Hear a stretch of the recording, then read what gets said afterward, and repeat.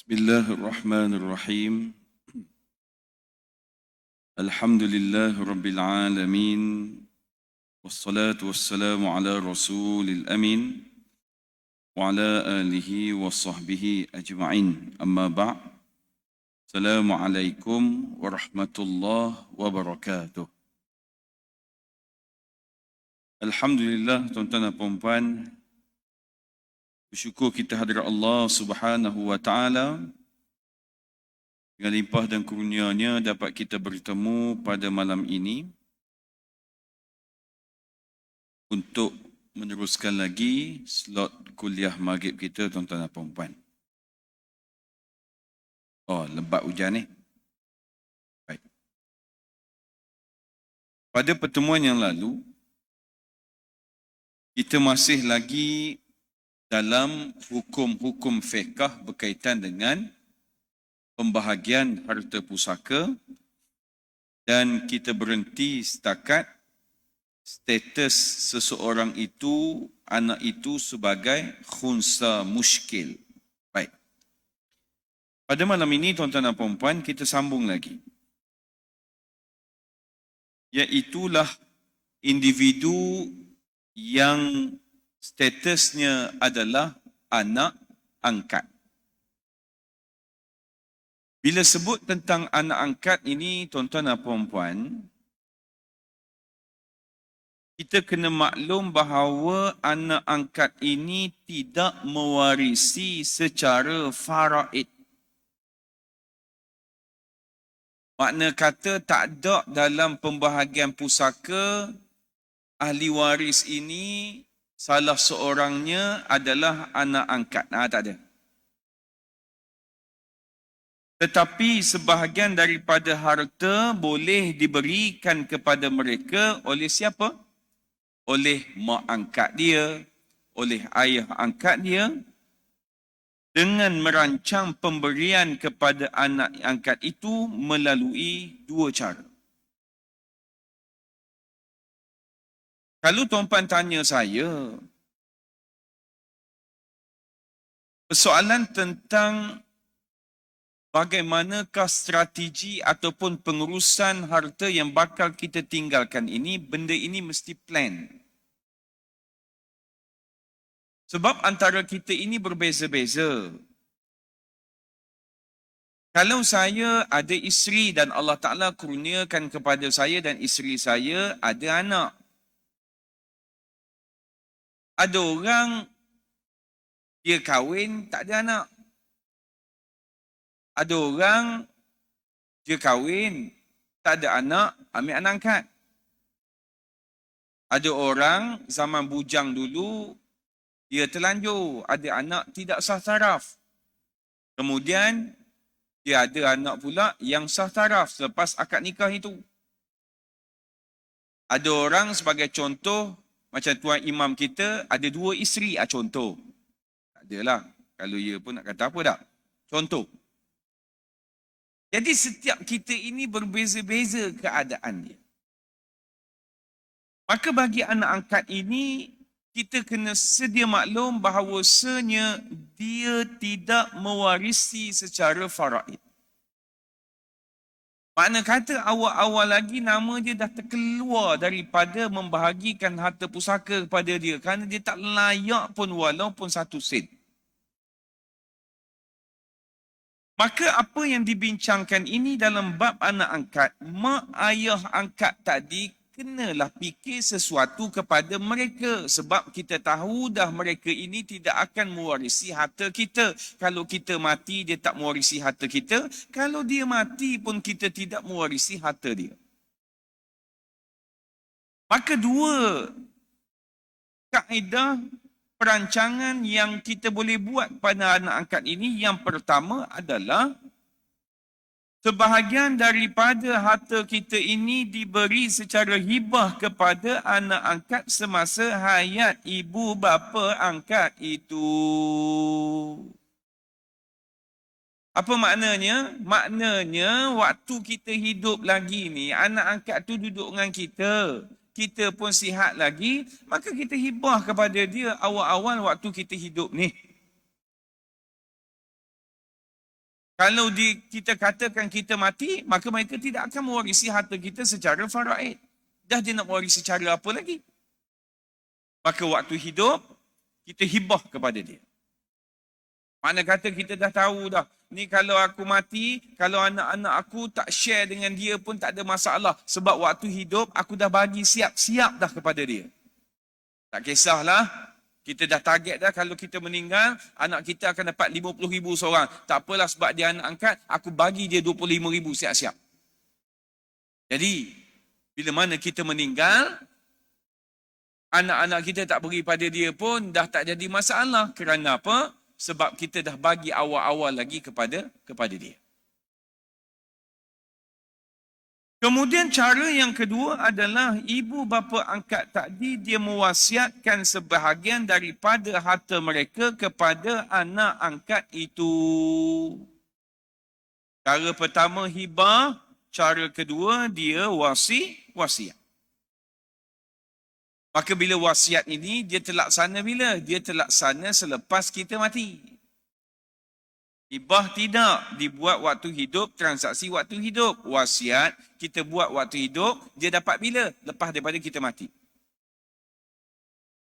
Maka bila mana kita buat wasiat tadi, dia mewarisi 1/3 bahagian daripada keseluruhan harta kita. Maka lebihan itu akan dibahagi faraid kepada ahli waris kita yang lain pula. Maka ini bermakna tuan-tuan dan puan, apabila mereka meninggal dunia, anak angkat tetap dapat memiliki harta ibu bapa angkat mereka. Bezanya, waris-waris mendapat secara pusaka, manakala anak angkat ini mendapat secara hibah ataupun wasiat. Sebab itu, bila sebut adil ini, apa maknanya? Wada'u syai' fi makanihi, iaitu meletakkan sesuatu pada tempat dia. Kita nak adil dengan anak-anak kita, maka kena tahulah. Kalau dari segi faraid, selesai dah sebab dia anak kandung kita. Apa pun jadi, dia tetap akan dapat bahagian kita. Tapi anak angkat ini tak dapat. Maka kita nak berlaku adil kepada dia, maka buatlah secara hibah ataupun wasiat. Maka sekiranya tidak, kita tak buat, kita tak hibah, kita tak wasiat kepada anak angkat tersebut, waris-waris sepatutnya memberikan pertimbangan sewajarnya kepada anak angkat dan bukannya meminggirkan mereka. Ada yang jenis begini. Kita waktu hidup kita pesan dah, jangan tinggal adik engkau ni sebab dia anak angkat. Walaupun dia anak angkat, kena anggap jugalah macam adik-beradik sendiri ni. Ya ayah mati, dia tak tahu. Di waktu ayah hidup, baru dia pegang kata-kata ayah. Bila ayah mati, maka lepas begitulah kata-kata itu. Baik. Maka sekiranya tidak diberikan melalui hibah dan tidak pula diwasiatkan pada mereka, maka anak angkat tidak mendapat apa-apa harta daripada harta pusaka ibu atau bapa angkat mereka. 1 sen pun tak akan dapat. Kena faham dalam bab ini, anak angkat dia tidak mewarisi, maka bapa angkat dan mak angkat itu kena tahu apakah jalan terbaik pada mereka. Tidak lain tidak bukan adalah apa? Wasiat ataupun hibah. Kalau nak harap pada adik-beradik yang lain, nak harap pada anak-anak yang lain, nak harap pada ahli waris yang lain, belum tentu. Harapan hanya tinggal harapan. Baik. Seterusnya, iaitulah status anak derhaka. Orang Melayu kita suka guna istilah ni. Kau bukan lagi anak aku. Keluar pada rumah ni. Dia kata bukan lagi anak. Adakah terlucut nasab tadi? Tetap anak dia. Baik. Maka anak yang derhaka, yang dianggap menderhakai mak ayah mereka ini atau ibu mereka, yang mana ibu mereka, mak ayah mereka ini tidak menyukai anaknya kerana sebab-sebab tertentu. Sebagai contoh, anak tadi kurang hajar dengan dia. Maka dia halau daripada rumah, maka dia kata pada anak-anak yang lain, andai kata aku mati nanti, 1 sen dia tak akan dapat harta aku. Aku haramkan harta aku. Dia kata begitu. Tengok yang dia kata haram itulah yang duk baca Fatihah kat dia, yang lain buat bodoh aja. Jadi, maka status anak derhaka yang dianggap oleh mak ayah ini tidak menghalang mereka daripada saling mewarisi antara satu sama lain, biarpun ada kalanya ibu bapa berpesan atau berwasiat sekiranya aku mati nanti, harta aku ni, aku tak redha harta aku ini diwariskan kepada anak yang dia tak suka tadi. Kalau mak ayah kata begitu sekalipun, maka tidak menghalangi anak itu daripada mewarisi harta pusaka dia. Tapi mak saya pesan, ustaz, jangan beri pada abang saya. Kalau saya tak ikut, berdosa. Kau tu yang berdosa kalau ikut. Jadi, kata-kata itu, pesanan itu, wasiat yang dibuat itu adalah terbatal sama sekali untuk membatalkan hak anak itu daripada mewarisi. Kalau kita bersekongkol dengan mak ayah kita yang buat begitu, jaga. Kerana apa? Sebab kita telah memutuskan, kita kata silaturahim pun ia juga, dan kita menafikan hak abang kita yang dikatakan anak derhaka itu daripada mendapat hak dia. Walaupun dibuang jauh-jauh, walaupun dihalau daripada rumah, disebabkan barangkali mak pet ke, isak dadah ke apa benda kan, tetap dia mewaris. Maka wasiat yang dibuat oleh mak ayah tadi, dia wasiat pada anak dia, jangan beri pada dia, tidak terpakai kerana bertentangan dengan kaedah hukum faraid. Mereka adalah anak si mati yang sebenar dan penderhakaan tidak menghalang daripada mewarisi harta pusaka. Okey. Terusnya. Ada juga isu tuan-tuan dan puan yang mana anak yang didaftarkan itu berlainan bin dan binti. Ni yang dulu-dulu ni. Macam saudara saya, sepupu saya, kakak ayah saya. Orang dulu dia cakap pada suami dia, anak ni pergi daftar di balai polis, bubuh nama Roslina. Sampai di pejabat balai polis tadi tak ingat nama tadi. Maka polis tanyalah, derah-derah nak buh nama gapo ni. Kata buh gilah Minah pun, buh nama Minah. Bila anak tu besar, tukar dia jadi Minah Elias Roslina. Rupanya Minah tak boleh buang tuan-tuan ni. Dia boleh Elias sahaja. Dulu mana ada WhatsApp dah, nak menulis pun tak kerti. Jadi ingat di mulut sahaja. Baik. Anak yang didaftarkan dengan bin atau binti yang berlainan. Saya ni bin Muhammad Daud.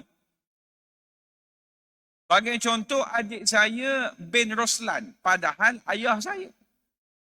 Orang dulu kan ada dua nama, betul tak? Pak mertua saya, PIC dia Ismail. Tapi orang duk panggil dia Razak. Bila saya balik ke Kuala Terengganu, orang tanya siapa? Saya menantu Razak. Oh, Razak. Dia tahu lah. Jadi, mereka juga berhak menerima harta pusaka asalkan mereka anak kandung kepada si mati. Berlainan bin atau binti dalam kad penalan bukanlah sebab yang menghalang seseorang itu daripada mendapat pusaka. Contohnya, anak yang dibinkan kepada bapa angkat, kesilapan ejaan Muhammad, MOHAMAD, kepada MOHD dan sebagainya. Kan dulu kan, nama saya MOHD. Kemudian dah tak boleh MOHD, kena MOHAMAD. Kemudian tak boleh pula MOHAMAD. Kena panjang pula Muhammad, MUHAMMAD pula. Jadi anak saya tak bubur Muhammad, tiga-tiga saya bubur Ahmad di hadapan. Ahmad Ziyad, Ahmad Baihaqi, Ahmad Thaqif. Senang. Bin Muhammad Ihsan, MOHD. Baik. Maka tuan-tuan dan puan-puan yang dirahmati Allah sekalian, maka timbul persoalan. Bila mana perkahwinan di luar negara. Ini tuan-tuan dan puan kena faham. Bab ini tuan-puan kena terang pada orang lain supaya orang lain jelas. Apa dia? Soalannya adalah adakah pasangan yang berkahwin di luar negara terutamanya di negara jiran boleh mewarisi apabila salah seorang daripada mereka meninggal dunia?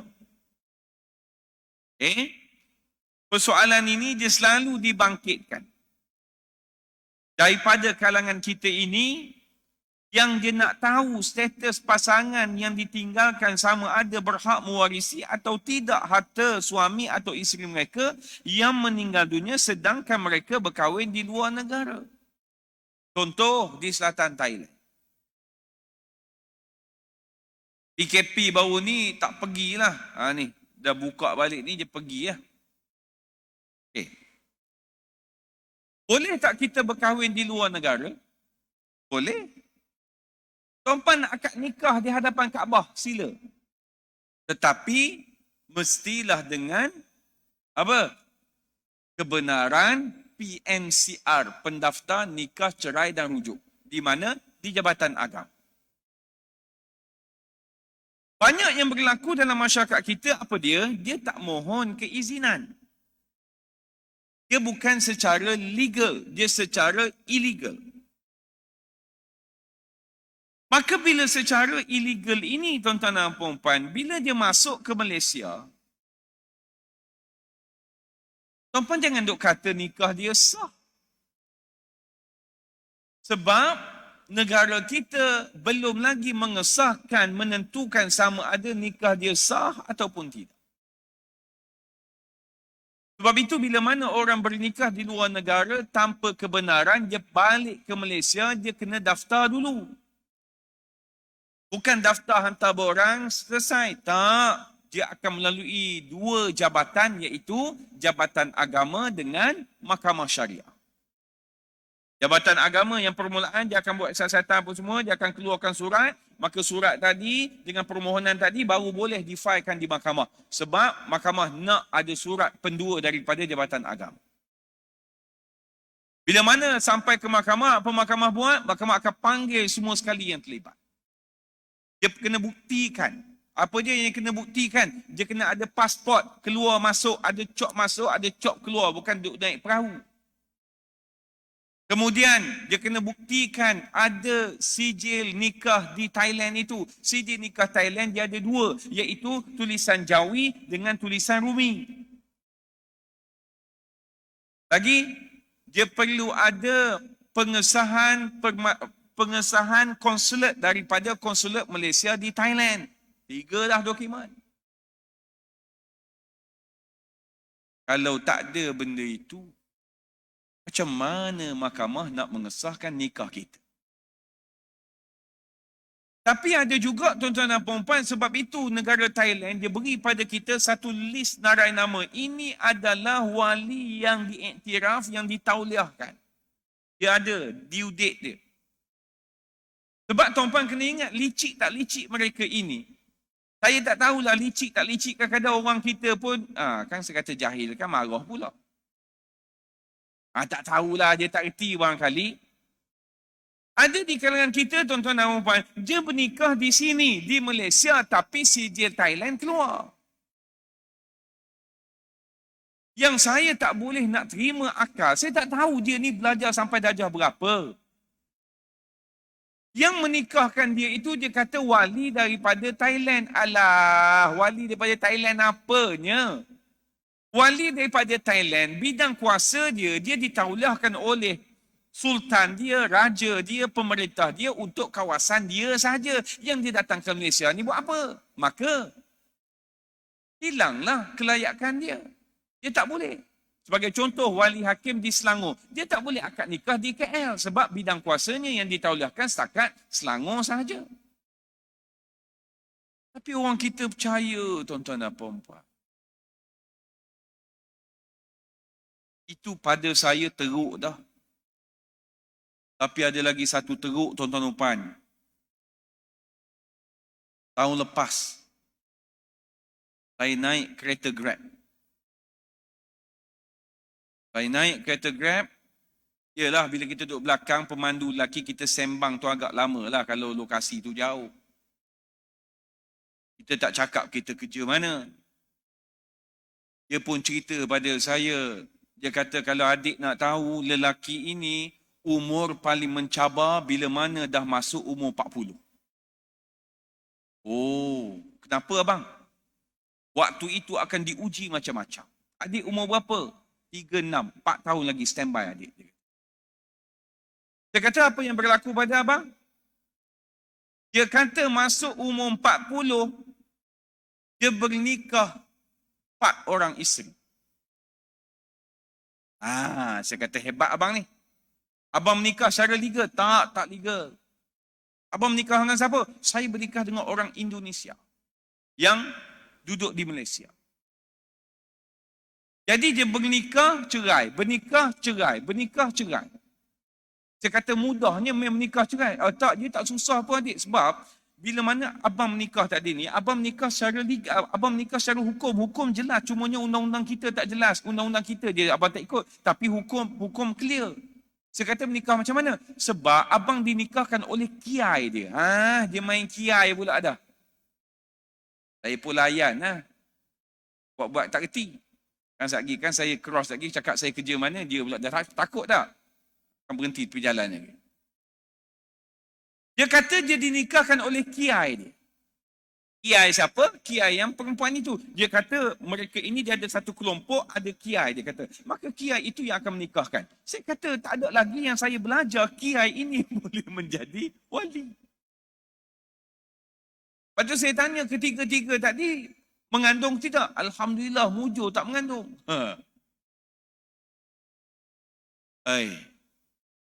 Tuan-tuan tahu yang bercakap itu umur berapa? Yang bercakap itu dah ada cucu, 50 lebih dah umur dia. Kalau kita fikir dengan logik akal, takkan 50 lebih masih tidak tahu lagi tentang hakikat wali itu bagaimana? Hakikat rukun nikah tu bagaimana? Makna kata tuan-tuan dan puan-puan, pengetahuan tentang agama ini di kalangan kita masih lagi di tahap yang minimum. Yang muda mesti mengharap pada yang tua untuk tunjuk ajar. Rupanya yang tua pula dah yang sesat. Sebab itu tuan-tuan dan puan-puan, berbalik dengan soalan bernikah di luar negara ini, datang ke Malaysia, mahkamah yang akan tentukan sama ada nikah dia sah ataupun tidak. Apa yang mahkamah akan lihat? Iaitu rukun-rukun nikah itu sempurna ataupun tidak. Maka tuan-tuan dan puan-puan, anda katalah ustaz dia kahwin, ada anak. Lepas ada anak, baru dia nak buat pengesahan nikah. Kalau nikah tu sah tak apa. Bagaimana kalau nikah tu tak sah? Sekiranya perkahwinan itu tidak disahkan, makna kata batal nikah itu, andai kata berlaku kematian, tidak boleh mewarisi antara satu sama lain. Habis tu kalau jadi begini, apa jadi ustaz? Maka malanglah nasib pasangan itu, terutamanya kaum wanita yang memerlukan sumber kewangan untuk meneruskan kehidupan.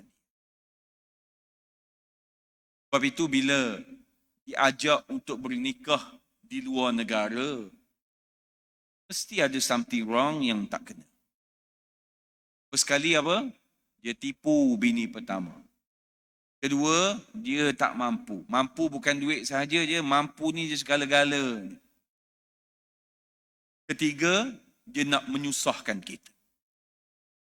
Waktu berkahwin memang seronok. Berbulan madu. Cuba waktu bergaduh. Banyak yang berlaku, yang perempuan pergi mahkamah, yang lelaki menghilangkan diri. Dahlah menghilangkan diri, menghilangkan segala dokumen yang ada. Dia tak nak bagi pada yang perempuan tersebut. Perempuan tadi terpaksa gagah pula pergi cari di sana untuk dapatkan sijil nikah, salinan di sana dan sebagainya. Jadi, betul apa yang dikata, kalau permulaan pernikahan dengan menipu, maka ending pun akan berakhir dengan menipu. Tapi kalau permulaan kita pernikahan itu dengan kejujuran, kita cerita tentang ketaatan, kita cerita tentang tanggungjawab, insya-Allah berakhir kita pun dengan tanggungjawab. Baik. Yang kedua, andai katalah tuan-tuan dan puan-puan, saya katakan seorang mati meninggalkan 2 isteri dan 5 anak.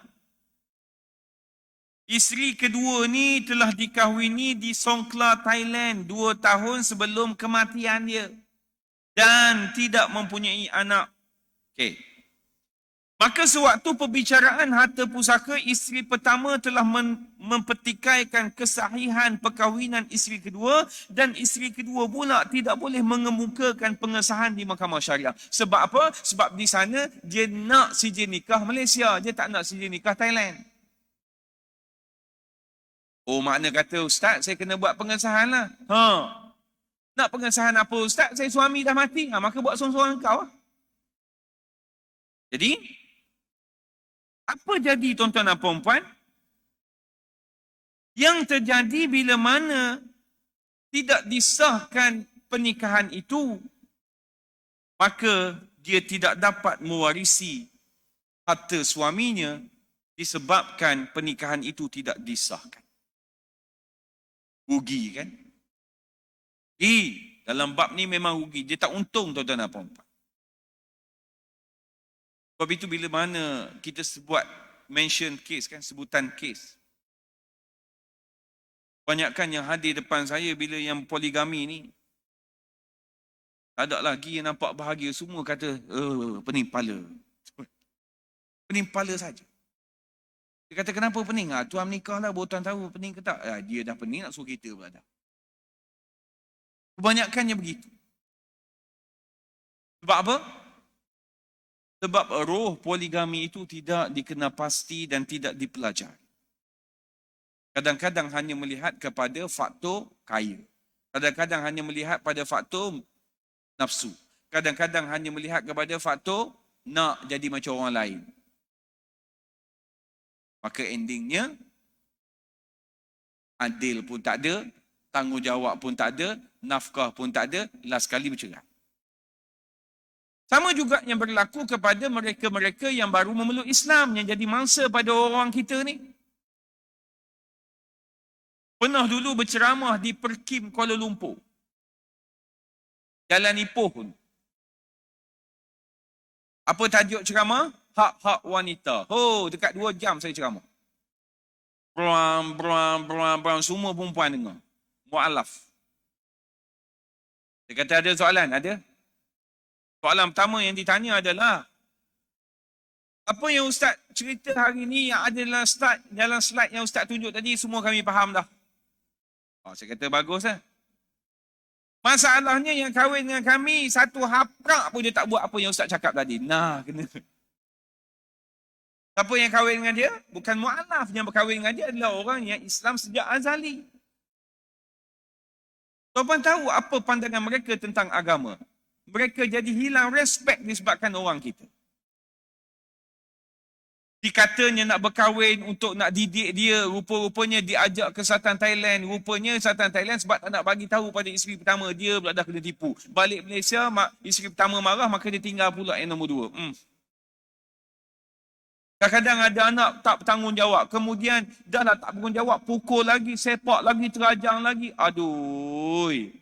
Orang tu baru masuk Islam. Orang itu sebelum ini nak pakai apa-apa pakaian boleh. Sekarang ni dah tak boleh. Orang tu sebelum ni nak makan apa-apa pun sila, tak ada masalah. Tapi bila masuk Islam, dia terbatas dah makanan dia. Kemudian pergaulan dia dulu bebas. Sekarang ni dah macam tiba-tiba dapat suami yang begitu. Sampai ada tuan-tuan dan perempuan yang nak kembali kepada agama asal disebabkan tindakan kita itu.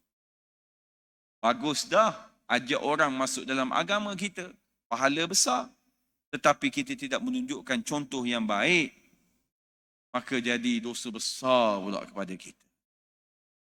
Sebab itu, siapa-siapa yang berkeinginan nak berkahwin dengan orang yang baru memeluk Islam, maka dia kena cekal. Orang ni dia tak tahu tentang agama, maka dia kena ajarlah. Saya tak reti Ustaz, tak reti, hantarlah kelas. Sibuk, panggil lah ustaz-ustazah, join group dia ke apa, kena daftar lah. Sebab dia tak tahu apa-apa ni. Kita adalah malas nak hantar ke kelas pun kedekut duit dan sebagainya. Maka itu yang banyak terjadi tuan-tuan dan puan. Nama Islam, tapi mereka dengan kehidupan mereka. Sebab apa? Sebab tidak dibantu oleh pasangan tadi. Baik, seterusnya. Maka tuan-tuan dan puan-puan yang dirahmati Allah sekalian, bila kita sebut tuan-tuan dan puan-puan soal anak yang mana sah taraf ataupun tidak sah taraf ini, yang berpunca daripada perkahwinan yang tanpa kebenaran tadi. Contoh, sekiranya isteri kedua mempunyai anak, isteri kedua ni bernikah di selatan Thailand, apakah status atau taraf anak-anak yang dilahirkan daripada perkahwinan itu? Okey. Bila mana nikah tidak disahkan, maka bagaimana pula nak buat status anak itu? Sebab bila sebut tentang status anak, anak ni dia akan ada sijil lahir dia dan dia ada maikit dia. Sijil lahir anak ini dia ada ruangan nama anak, bapa, ibu. Kalau tuan-tuan tanya saya di JPN, selagi mana tak ada sijil nikah Malaysia yang dikeluarkan oleh mana-mana jabatan agama Islam, maka ruangan bapa itu akan dikosongkan, tiada berkenaan. Kemudian di sebelah kiri bawah itu akan ditulis Seksyen 13 Akta Pendaftaran Kelahiran dan Kematian 1957. Kemudian JPN, kalau orang kes-kes anak yang tidak sah taraf ini, dia beri option. Pak hari tu dengar mereka ceramah, kita bertanya soalan. Dia boleh buat tak ada bin sebagai contoh Muhammad Ihsan, tak ada bin. Boleh? Tak sedap ustaz, tak ada bin, nak bin. Boleh? Muhammad Ihsan bin Abdullah. Oh tak boleh, kalau Abdullah ni orang duk kata kita macam-macam. Okey, Muhammad Ihsan bin mana-mana nama Allah yang lain. Tapi kena ada Abdul di hadapan. Kalau tak nak bubuh bin, bubuh panjang boleh. Boleh. Muhammad Ihsan, Muhammad Daud pun boleh. Tapi ruangan bapa tiada. Ibu boleh. Dan di sebelah kiri bawah itu dia akan ditulis Seksyen 13 tersebut. Selagi mana tak ada sijil nikah. Tapi kalau ada sijil nikah ustaz, adakah dibenarkan? Kena tengok pula. Tarikh akad nikah dengan tarikh kelahiran. Ada orang dia berzina, mengandung, melahirkan anak, lepas tu baru dia bernikah. Boleh tak? Mana boleh. Sebab dia ada khilaf di situ. Sebab itu kalau saya boleh bawa pada tuan-tuan dan puan-puan. Apa yang disebutkan di sini tuan-tuan dan puan-puan adalah bagi kes anak tidak sah taraf. Kita tengok fatwa Mufti Kerajaan Negeri Melaka. Bahawa anak tidak sah taraf ialah yang pertama, anak yang dilahirkan di luar nikah, iaitu sama ada hasil daripada zina ataupun rogol. Zina ni, zina lah. Rogol, rogol lah. Beza kan? Kemudian yang kedua, anak yang dilahirkan kurang 6 bulan 2 lahzah qamariyah. Bulan qamariyah, 6 bulan qamariyah 2 lahzah ni, dari waktu akad nikah dan dia bukan hasil daripada persetubuhan yang syubhah. Dan yang ketiga, anak yang dilahirkan lebih daripada 6 bulan 2 lahzah qamariyah dari waktu akad nikah dan ada bukti dari segi syarak bahawa anak tersebut ialah anak luar nikah melalui ikrar pengakuan mereka yang berkenaan, suami dan isteri tersebut atau salah seorang daripada mereka atau 4 saksi yang memenuhi syarat-syarat mengikut hukum syarak. Dia akad nikah. Anak lebih 6 bulan 2 lahzah bulan qamariyah, tapi mereka berdua ataupun salah seorang mengaku bahawasanya waktu kami akad nikah dia dah mengandung ataupun kami dah zina dan dia mengandung, maka ini pun sama. Orang perempuan mengandung berapa lama? 9 bulan 10 hari. Contoh, mengandung seminggu, dia terus akad nikah minggu kedua. Anak tersebut akan keluar tak 6 bulan? Lebih pada 6 bulan? Yes, akan keluar. Tapi Kalau kita kata orang perempuan mengandung 9 bulan 10 hari, mengandung lepas 4 bulan baru dia akad nikah. Tak. Dia tak akan dapat yang 6 bulan tadi. Jadi 3 keadaan ini fatwa negeri Melaka buat. Andai katalah termasuk dalam mana-mana ini, maka dia tergolong dalam golongan anak tidak sah taraf. Tapi hari ini tuan-puan jangan duk ingat bila buka surat khabar tak ada buangan bayi, dalam handphone tak ada viral buang bayi, seolah-olah tak ada buang bayi di Malaysia, tuan-tuan. Kadang-kadang tidak dimasukkan sahaja. Kenapa saya kata begitu? Kita PKP berapa tahun? 2 tahun, betul? Mahkamah tutup tidak? Tutup. Tapi kalau ada kes-kes emergency, maka dibenarkan. Contoh, kena pukul dengan suami. Contoh, anak nak bawa lari ke luar negara. Boleh. Tapi ada juga orang telefon hari tu, saya nak mohon wali hakim. Dia kata, buat apa mohon wali hakim? Saya nak menikah. Dia kata, menikah apa? PKP, orang pakat duduk di rumah nak menikah apa? Sabarlah dulu. Kan? Tak menjejaskan apa-apa. Bila ditanya, rupanya yang perempuan dah mengandung. Saya mari terfikir, kau buat projek bila lah budak oi? Orang duduk dalam rumah, ni PKP yang kedua. Makna kata sebelum tu lagi dia buat. Orang duduk dalam rumah, kau buat apa? Itu satu hal. Yang lebih malang lagi, ada juga kes yang dibawa oleh Jabatan Pendakwaan Syariah Negeri Sembilan ataupun mana-mana negeri, bawa OKT orang yang nak kena tuduh ni. Saya kata kesalahan apa? Sebab dia kata tangkapan 24 jam. Saya ingatkan ajaran sesat ke apa? Rupanya khalwat. Astaghfirullah, PKP pun khalwat lagi. Tengok kan?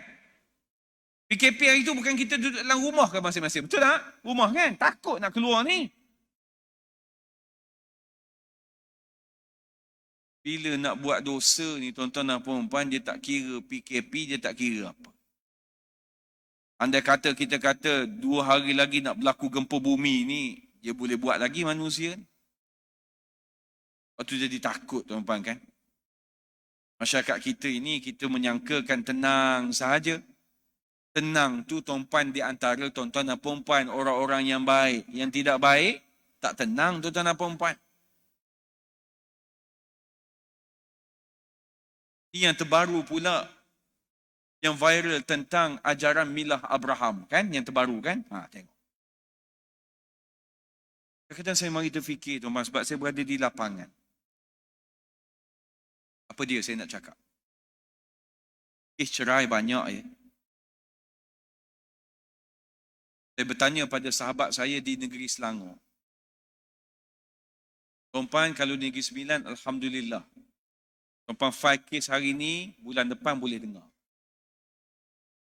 Sahabat saya mengadu, dia kata kalau di Negeri Selangor, contoh, mahkamah tangguh bulan ni, bila pula dengar? Bulan 7. Tahun depan. Kenapa jadi begitu? Kes banyak, tuan-tuan dan puan. Kadar perceraian boleh tahan. Kadar jenayah syariah pun boleh tahan.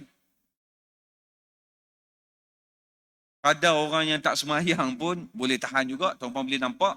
Cuma tak boleh buat calculation saja sebab dia tak ada data. Kadar orang yang tak mampu membaca Quran, tuan-tuan pun tahu bagaimana kadarnya. Kadar yang orang yang menghina agama Islam pun boleh tahan juga. Ibu tengok tulisan-tulisan di Facebook dan sebagainya. Jadi kalau beginilah tuan-tuan dan puan, keadaan ini makin lama makin berlaku. Kita risau akan masa depan anak cucu kita, kan? Barangkali masjid ini hanya menjadi tempat persinggahan buang air kecil dan buang air besar. Siapa yang semayang, Imam Bilal adalah dia punya noja siap kot. Takut juga keadaan itu. Sebab itu Allah Ta'ala sebut, Ya ayyuhallazina amanu, Qu anfusakum wa ahlikum nara. Hai orang-orang beriman, peliharalah diri kamu dan ahli keluarga kamu dari neraka Jahannam yang bahan bakarannya daripada manusia batu berhala, dan neraka itu dijaga dan dikawal rapi oleh malaikat yang keras kasar layanannya. Malaikat ini taat kepada Allah. Maka dalam ayat ini Allah Ta'ala nak sebut pada kita, bila kita sebagai suami, kita kena jadi seorang suami. Isteri kita, kita tegur. Anak kita, kita tegur. Kita pastikan seluruh ahli keluarga kita ini mentaati kepada Allah Subhanahu wa Ta'ala. Sebab itu bila anak tak sembahyang, kena tegur ya. Jangan diam. Tak boleh Ustaz, dia besar dah tegur, tak guna. Tak apa, tegur sampai berbuih mulut, sampai mati buih kita tadi. Sampai mati biar berbuih mulut, suruh dia sembahyang. Biar. Sebab ayat yang Allah Ta'ala sebut tadi, dia kata peliharalah diri kamu dan ahli keluarga kamu. Kalau kita sebagai ayah tak tegur anak, tak tegur isteri, tunggu nanti. Bimbang-bimbang mereka pula menyalahkan kita kerana tak tegur di dunia dahulu. Jangan. Betul, kita dulu jauh dengan Allah. Sekarang ni kita dah dekat. Maka buatlah pembaharuan. Kena buat sesuatu yang mana, tuan-tuan dan puan-puan, yang di akhirat kelak aku lepas daripada benda-benda yang tadi ni. Takut amalan kita banyak dah. Rupanya anak isteri kita tak jaga. Maka sangkut, tuan-tuan dan puan. Bila mana sangkut tadi, maka menyesal tak sudah. Sebab setiap orang dia ada kehidupan masing-masing. Minaz zulumati ilan nur. Dulu dalam keadaan jahil, dulu dalam keadaan kegelapan, sekarang ini berubah banyak. Ya bagus, dipersilakan. Tapi Allah Ta'ala lihat permulaan ataupun pengakhiran, dia akan lihat pengakhiran kita bagaimana. Hari ini kita dikejutkan dengan ni pembuat kopiah Bukit Mertajam. Mahal kopiah tu kan? Meninggal dah. Meninggal pukul apa? Pukul 1 lebih tadi. Tinggal hari apa? Hari Jumaat. Kita ni ending bagaimana? Bagus dah ni. Tuan-puan dah bagus dah ni. Tuan-puan konsisten dengan cara begini. Makna kata subuh, maghrib, isyak, kita boleh kekal sini. Tak kira lah hari cuti ke, tak boleh hari kerja, hari cuti. Dengar pula ceramah agama, bagus. Sebab makanan kita adalah tazkirah, yakni peringatan. Saya walaupun saya ceramah, saya dengar juga ceramah orang lain. Tak adanya setiap malam kita ceramah, kita ada juga ruang untuk kita dengar ceramah orang lain. Yang paling saya suka mendengar tazkirah ataupun ceramah, iaitu dalam bab akidah. Sebab saya syariah dulu kan. Jadi bila belajar bab buku Aqidatun Najin, orang mengajar ada dia kena kat sini. Tembak baik punya tuan-tuan dan puan. Waktu tu mula, walaupun kita mengajar, jangan kita menganggap kita lebih mulia daripada orang yang mendengar. Barangkali orang yang mendengar ini lebih mulia daripada kita. Jadi sekadar itu saja tuan-tuan dan puan-puan. Kita berjumpa lagi pada tahun hadapan. Tak lama dah tahun hadapan ni. Dengan tajuk-tajuk yang seterusnya. Wabillahi taufiq wa hidayah. Assalamualaikum warahmatullahi wabarakatuh.